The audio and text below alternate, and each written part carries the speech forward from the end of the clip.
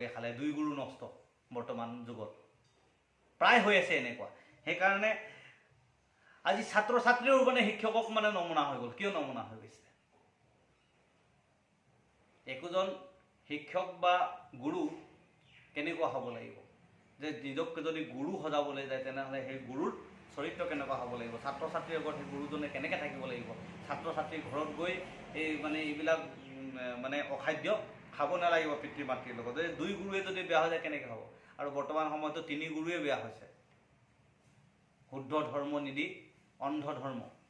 সেইকাৰণে শুদ্ধ ধৰ্ম আজি সন্তানে বিচাৰি পাবলৈ টান হৈ আছে। ভাৰত অৱৰিষে আছে অনেক দোকানী, নিচিন্তিলে মিলিব বিঘিনি কৈ থোৱা আছে তেনেকৈ। ভাৰতবৰ্ষত ঢেৰ আছে আৰু নাজানিলে নিচিন্তিলে নাজানিলে কিন্তু বিঘিনি লাগিব। তাৰ আমাৰ মাধৱ পুৰুষে কৈছে যে ঈশ্বৰ কৃষ্ণ কৈছে ত্ৰিভুৱন বন্ধন দৈৱকী নন্দন জুহৰি মাৰ অলকংশ জগজন তাৰণ দেৱনাৰায়ণ শংকৰৰ তাকেৰি অংশ। শংকৰদেৱ হৈছে ঈশ্বৰ কৃষ্ণৰ এটি অংশ। তাৰপিছত কৈছে শংকৰহে শুদ্ধ মত প্ৰচাৰিলে ভক্তিৰ ধৰ্ম শাস্ত্ৰৰ হাৰ জানি। গতিকে শংকৰদেৱেহে শুদ্ধ মত প্ৰচাৰ কৰিলে বুলি হাৰ মৰ্ম শাস্ত্ৰৰ হাৰ মৰ্ম শুদ্ধ মতে প্ৰচাৰ কৰিলে বুলি মাধৱদেৱে আমাক উদাহৰণ দি গৈছে।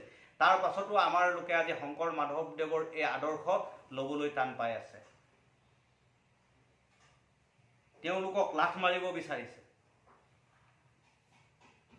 আজি যিবোৰ তত্ত্ব উদ্ধাৰ কৰি দলিত শ্ৰেণী, ক্ষুদ্ৰ, বৈশ্য, ব্ৰাহ্মণ ইত্যাদি এনেকুৱা যিবিলাক মানে বৰ্ণবাদ, এই বৰ্ণবাদবিলাক মানে থকাৰ কাৰণে বিভিন্ন ধৰণৰ আমাৰ সনাতনী সভ্যতাত বিভিন্ন ধৰণৰ ধৰ্ম সৃষ্টি হৈ গ'ল। য'ত বৰ্ণবাদ নথকা কৰিলে, বৰ্ণবাদ নথকাৰ কাৰণে ইছলামসকল এতিয়া বৰ্ণবাদ নথকা, বুদ্ধিষ্টসকলৰ বৰ্ণবাদ নাই, খ্ৰীষ্টানৰ বৰ্ণবাদ নাই। ভাবকচোন, যে আমাৰ মানুহবিলাক সেইফালে গুচি গৈছে কাৰণ বৰ্ণবাদ থকাৰ কাৰণে।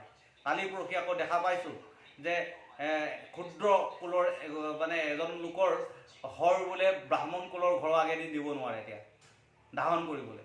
ব্ৰাহ্মণ কুলৰ এতিয়া সন্মুখেদি যাবই লাগিব, তাকে লৈ গণ্ডগোল হৈছে। ভাবকচোন কিমান ডাঙৰ কথা। তো এইবোৰ কথা চিন্তা কৰি সনাতনী সভ্যতাটো যে ভগৱন্তৰ যে আমাৰ ঈশ্বৰ কৃষ্ণ গুণানুকীৰ্তনৰ কাৰণে যে এই চাৰি শ্ৰেণী বৰ্ণবাদ নাই, সেই কথাষাৰ তত্ত্ব